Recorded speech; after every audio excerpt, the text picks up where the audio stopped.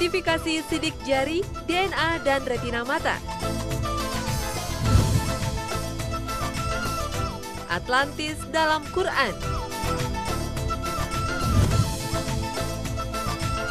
Serta rumor dan kebenaran tentang figur terkenal yang masuk Islam. Dan pemirsa, inilah Hasanah Ensiklopedia Islam Dunia hari ini.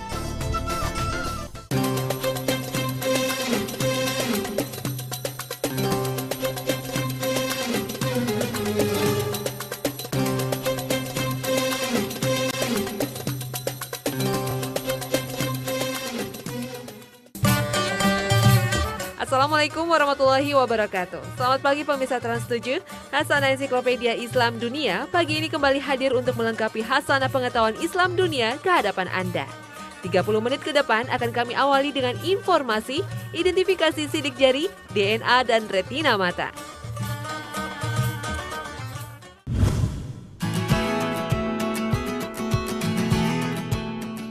Allah SWT telah membuat setiap manusia unik, berbeda satu sama lain. Sekalipun pada manusia yang terlahir kembar. Sidik jari, bau badan, rambut, retina mata, anatomi gigi, dan yang terkecil adalah DNA yang ada pada setiap organ tubuh kita tercipta sangatlah unik dan berbeda. Ilmu pengetahuan modern menyingkap banyak hal yang membuat keimanan seorang mukmin terhadap keterangan Al-Quran semakin mantap. Salah satunya dengan teknologi saat ini, manusia mampu menguak keistimewaan sidik jarinya. Sidik jari adalah gurat-gurat yang terdapat di kulit ujung jari. Fungsinya adalah untuk memberi gaya gesek lebih besar agar jari dapat memegang benda-benda lebih erat. Keistimewaan pada jari jemari manusia menunjukkan kebenaran firman Allah yang menyatakan bahwa segala sesuatu ada bekasnya. Allah tidak akan menyia-nyiakan bekas-bekas ini untuk dituntut di yaumil akhir nanti. Seperti yang ditegaskan Allah SWT dalam Quran Surat Yasin ayat 12. Sesungguhnya kami menghidupkan orang-orang mati dan kami menuliskan apa yang telah mereka kerjakan dan bekas-bekas yang mereka tinggalkan. Dan segala sesuatu kami kumpulkan dalam kitab induk yang nyata.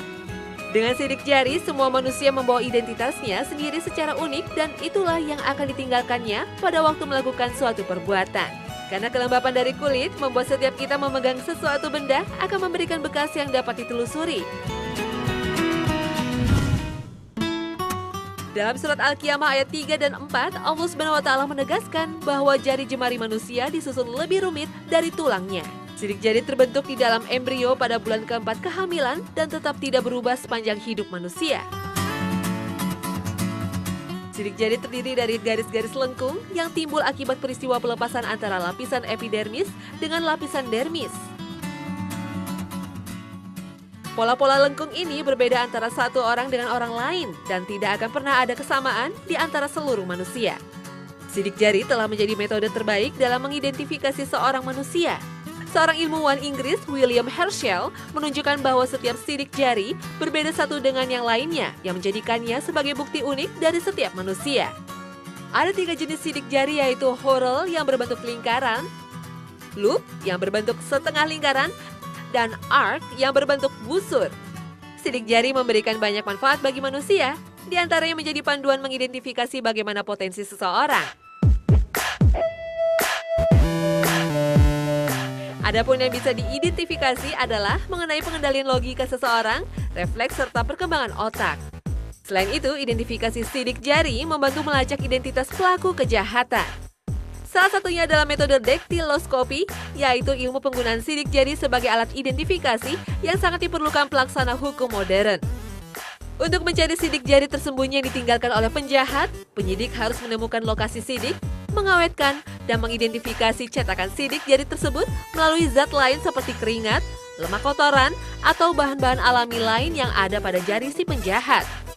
Kebanyakan sidik jari tidak berwarna karenanya perlu dibuat kasat mata dengan mengoleskan bubuk abu-abu atau hitam yang berisi kandungan kapur atau jelaga dicampur dengan zat lain.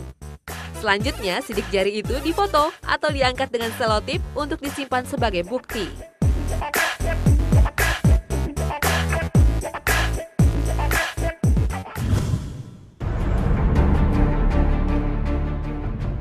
Asam deoksiribonukleat atau DNA adalah salah satu jenis asam nukleat. Asam nukleat merupakan senyawa-senyawa polimer yang menyimpan semua informasi tentang genetika. Melalui DNA, manusia dapat diidentifikasi dengan jelas sehingga diperoleh pembeda antara satu individu dengan individu yang lain. Adanya penemuan teknik polymerase chain reactions atau PCR menyebabkan perubahan yang cukup revolusioner, di antaranya DNA fingerprint yang merupakan gambaran pola potongan DNA dari setiap individu. Karena setiap individu mempunyai DNA fingerprint yang berbeda, maka dalam kasus forensik, informasi ini bisa digunakan sebagai bukti kuat kejahatan di pengadilan. DNA yang biasa digunakan dalam tes adalah DNA mitokondria dan DNA inti sel. DNA yang paling akurat untuk tes adalah DNA inti sel karena inti sel tidak bisa berubah. Sedangkan DNA dalam mitokondria dapat berubah karena berasal dari garis keturunan ibu yang dapat berubah seiring dengan perkawinan keturunannya. Dalam kasus-kasus kriminal, penggunaan kedua tes DNA bergantung pada barang bukti apa yang ditemukan di tempat kejadian perkara.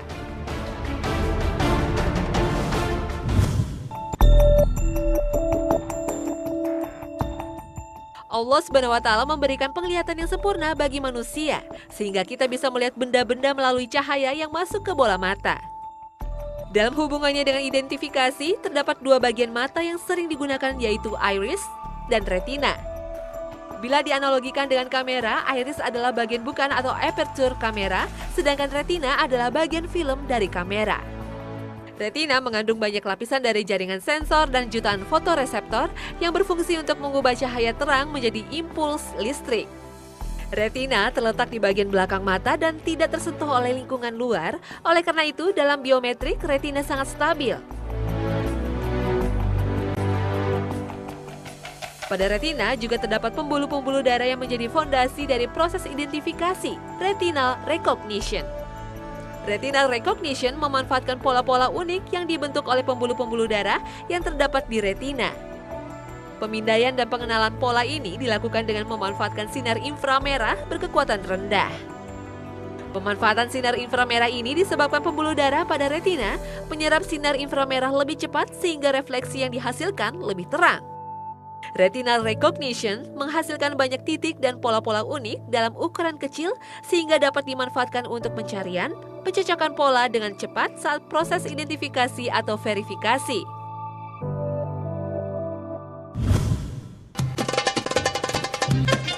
Jangan beranjak dulu dari Hasanah, karena sesaat lagi kami akan sajikan informasi tentang benua Atlantis dalam Al-Quran dan rumor tokoh masuk Islam yang cukup terkenal di dunia. Tetap bersama kami, Hasanah Ensiklopedia Islam Dunia akan segera kembali.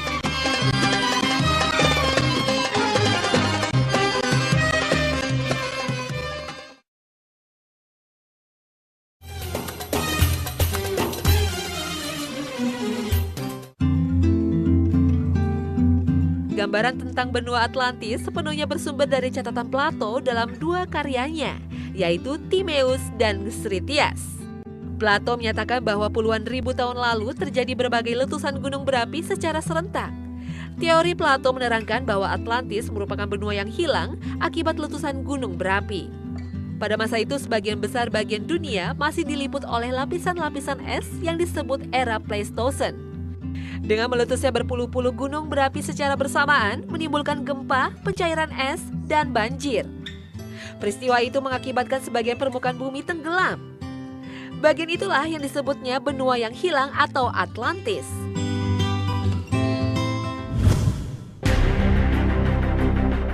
Profesor Aricio Nunes dos Santos, seorang antropolog, geolog, dan fisikawan nuklir asal Brazil, melakukan penelitian tentang asal-usul Atlantis dan menemukan kesimpulan bahwa Atlantis adalah Indonesia. Setelah melakukan penelitian selama 30 tahun, ia mempublikasikan hasil penelitiannya dalam sebuah buku. Santos menampilkan 33 perbandingan seperti luas wilayah, cuaca, kekayaan alam, gunung berapi, dan cara bertani yang akhirnya menyimpulkan bahwa Atlantis itu adalah Indonesia. Beberapa ciri yang disebutkan oleh Profesor Santos dari literatur tulisan Plato adalah Atlantis berada di wilayah tropis dengan suhu hangat, panen padi-padian 2 kali setahun, dan tanahnya sangat subur. Adapun bukti bahwa tenggelamnya hanya di kisaran 200 meter diyakini oleh Profesor Santos dari Peta Batimetri Indonesia yang memiliki perairan dangkal di sekitar pulau-pulaunya. Santos menetapkan bahwa pada masa lalu Atlantis merupakan benua yang membentang dari bagian selatan India, Sri Lanka, Sumatera, Jawa, Kalimantan, terus ke arah timur. Dan di wilayah itulah deretan gunung berapi meletus secara bersamaan. Karena besarnya letusan zaman es Pleistosen yang saat itu terjadi selama beberapa ribu tahun menjadi berakhir. Es yang selama itu melingkupi mayoritas permukaan bumi mencair karena tertutup abu. Abu hasil letusan pilar Hercules dalam karya Plato menurut Santos adalah Gunung Krakatau Purba. Adapun pilar Hercules yang lainnya adalah Gunung Dempo. Dahsyatnya letusan Krakatau ini memutuskan Pulau Jawa dan Sumatera, meluapkan air yang berada di dekatnya ke angkasa sehingga menimbulkan hujan besar dan badai, menimbulkan tsunami, mencairkan es dan menaikkan permukaan air laut hingga 200 meter. Akibat kejadian itu, Atlantis tenggelam sekitar 150 hingga 200 meter. Peristiwa ini selain menyebabkan Atlantis lenyap, juga membinasakan sekitar 20 juta penduduknya yang saat itu sudah dalam kebudayaan yang modern. Adapun untuk penduduk yang masih bisa selamat, menyelamatkan diri menggunakan perahu dan menyebar ke penjuru dunia.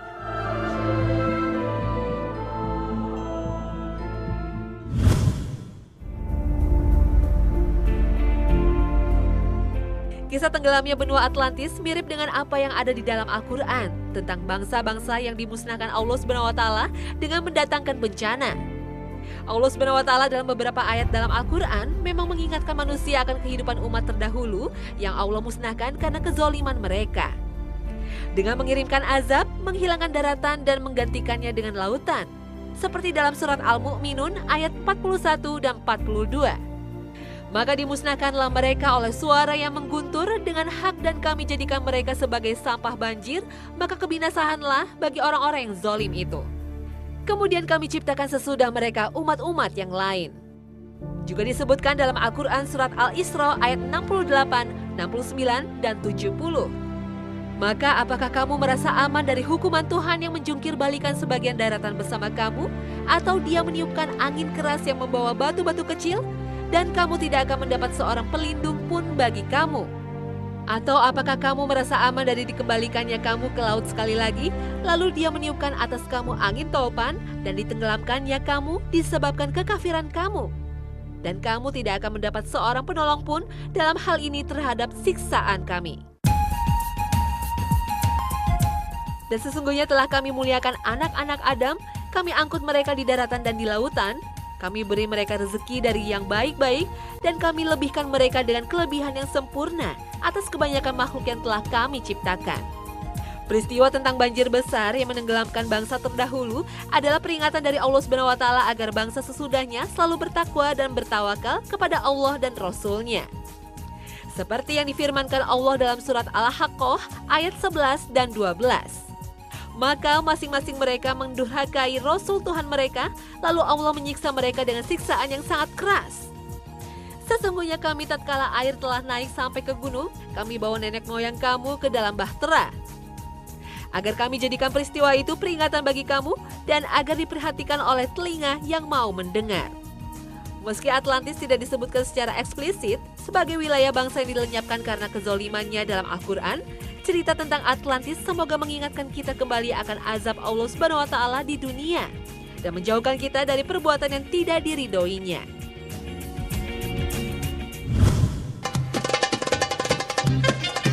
Dan pemirsa Hasanah, bagaimana rumor dan kebenaran tentang tokoh masuk Islam? Informasinya akan kami sajikan berikut ini.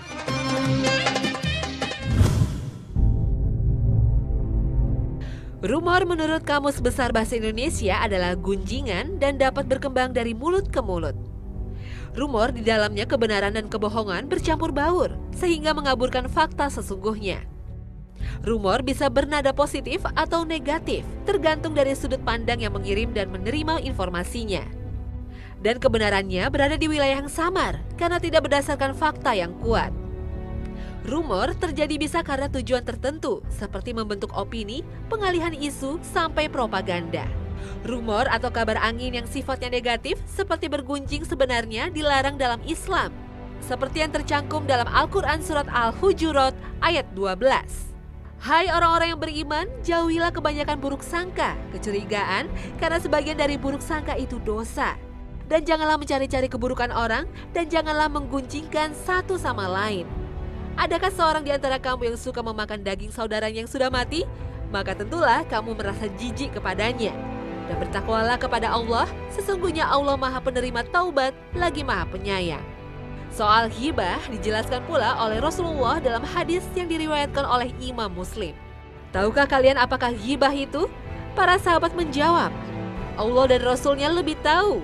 Lalu beliau melanjutkan, yaitu kamu menyebut saudaramu dengan hal-hal yang ia tidak suka untuk disebut. Lalu seseorang bertanya, bagaimana pendapatmu bila apa yang aku katakan itu ada pada diri saudaraku yang aku ceritakan? Beliau menjawab, bila apa yang kamu ceritakan itu ada pada diri saudaramu, maka kamu telah melakukan ghibah terhadapnya. Dan bila apa yang kamu katakan itu tidak ada pada diri saudaramu, berarti kamu telah mengada-ada tentangnya, memfitnahnya.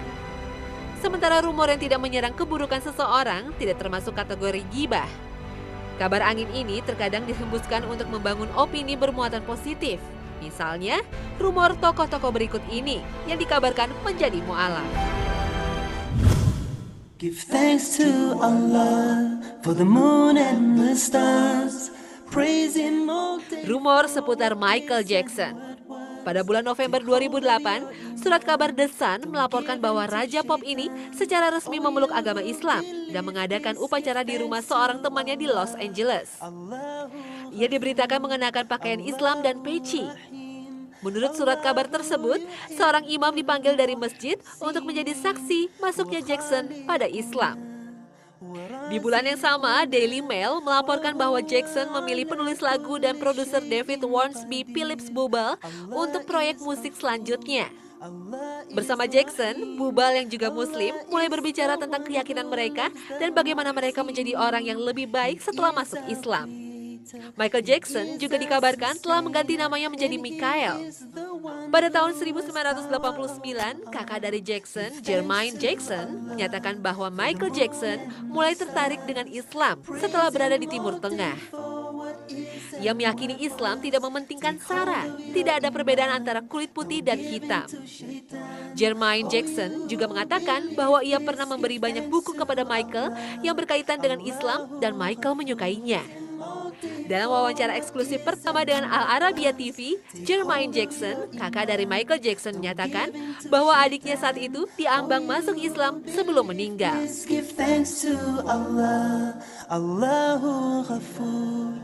Polemik bahwa Michael Jackson seorang Muslim terus bergulir bahkan hingga saat ini. Menurut Jermaine, ketika menghabiskan lebih dari 1 tahun di kawasan Teluk, Jeko banyak membaca tentang Islam.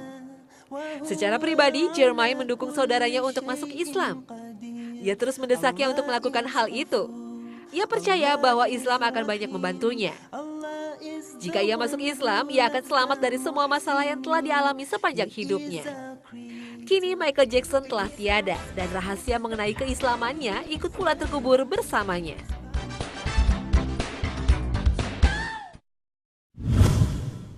It's one small step for man, one giant leap for mankind. Selain Michael Jackson, rumor akan masuknya Islam juga terjadi pada Neil Armstrong.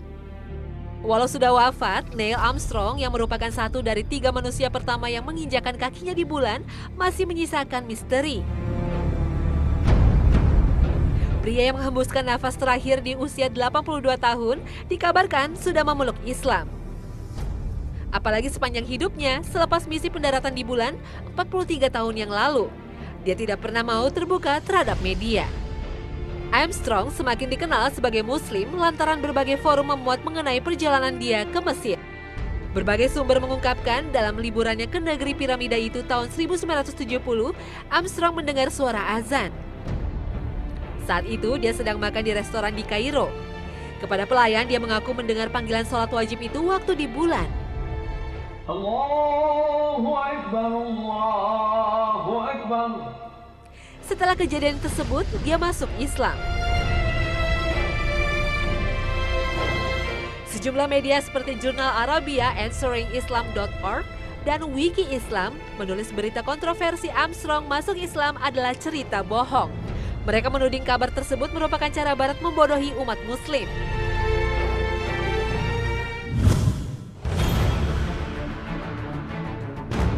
Selain Jeko dan Armstrong, Hitler juga dikabarkan telah memeluk Islam. Dari sekian banyak informasi yang ada tentang kematian Hitler, tidak ada satupun yang dapat menyebutkan secara pasti apa penyebab kematian sang diktator Nazi ini. Versi yang paling populer menyebutkan bahwa Hitler tewas bunuh diri dengan cara menembak dirinya sendiri dan minum racun sianida pada 30 April 1945 saat Jerman diduduki oleh Uni Soviet. Meski sejumlah ahli sejarah ragu Hitler menembak dirinya dan menduga hal itu hanyalah propaganda Nazi untuk menjadikan Hitler sebagai pahlawan. Seperti yang dikutip dari Daily Telegraph 28 September 2009, program History Channel Documentary Amerika Serikat menyatakan bahwa tengkorak milik Hitler yang disimpan Rusia bukan milik pemimpin Nazi tersebut. Lalu berkembanglah rumor bahwa Hitler bersembunyi di Indonesia sejak tahun 1954 hingga tahun 1970. Pada tahun 1954, Adolf Hitler masuk ke Indonesia dengan menggunakan nama palsu Dr. Poch. Awalnya Dr. Poch tinggal di Dompu lalu pindah ke Bima. Selanjutnya pindah lagi ke Kabupaten Sumbawa Besar dan bekerja menjadi dokter di Rumah Sakit Umum Kabupaten Sumbawa Besar. Seluruh penduduk Pulau Sumbawa kenal dengan dokter ini yang dipanggil dengan julukan dokter Jerman. Kemudian Dr. Poch bertemu dengan seorang gadis bernama Sulaisi.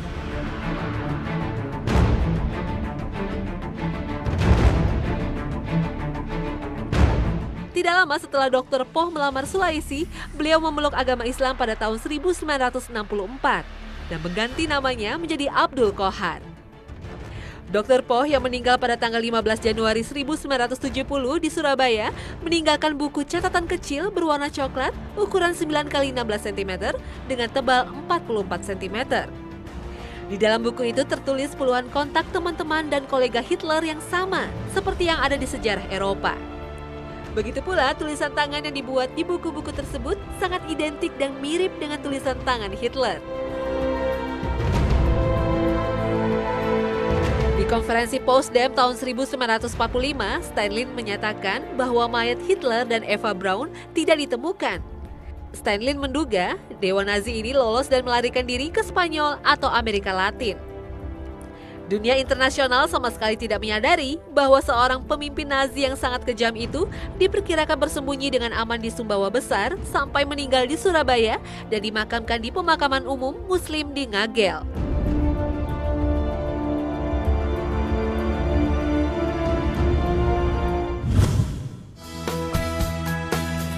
Tiga rumor tentang tokoh yang masuk Islam tadi memang cukup populer. Kehadirannya memberikan penafsiran yang berbeda. Kabar figur populer menjadi mualaf setidaknya membawa angin segar bahwa Islam dapat diterima oleh semua kalangan.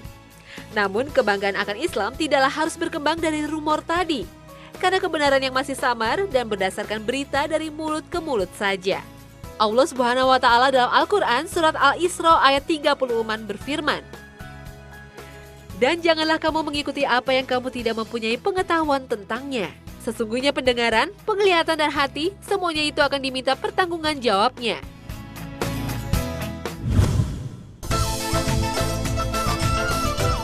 Pemirsa Hasanah, inilah akhir kebersamaan kita pagi ini. Saksikan selalu Hasanah Ensiklopedia Islam Dunia setiap pukul 5 pagi waktu Indonesia Barat.